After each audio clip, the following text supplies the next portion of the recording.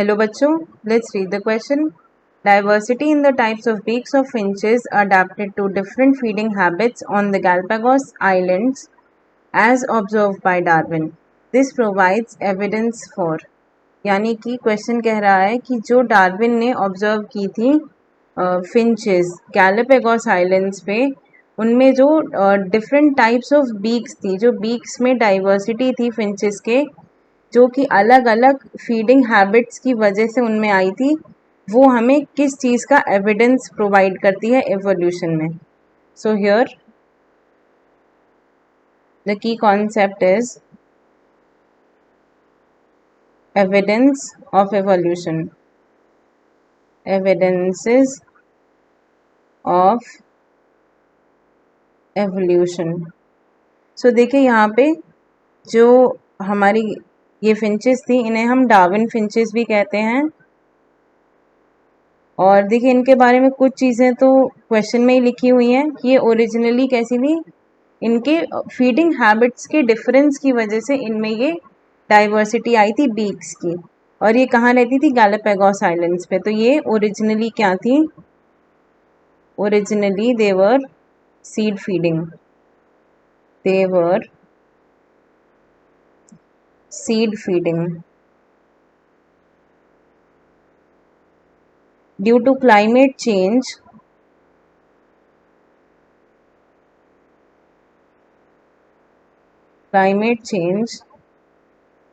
they adapted to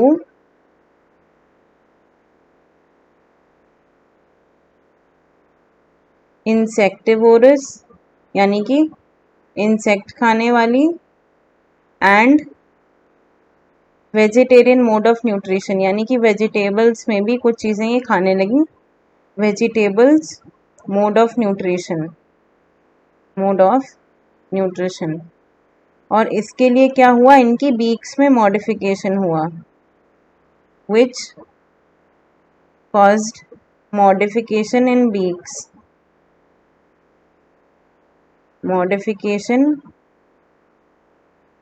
beaks. तो जब भी ऐसा होता है, whenever there is a change, whenever an organism adapt something new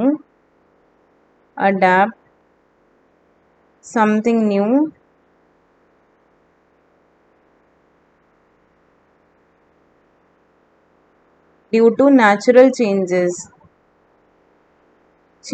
in climate या natural changes due to changes in climate for survival,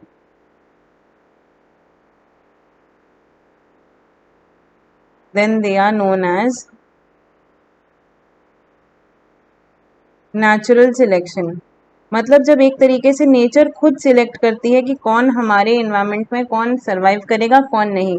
क्योंकि अगर ये अपने आप को अडेप्ट नहीं करेंगे तो मर जाएंगे.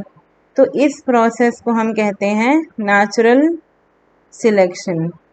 तो देखिए डार्विन फिंचेस नेचुरल सिलेक्शन का भी एग्जाम्पल है.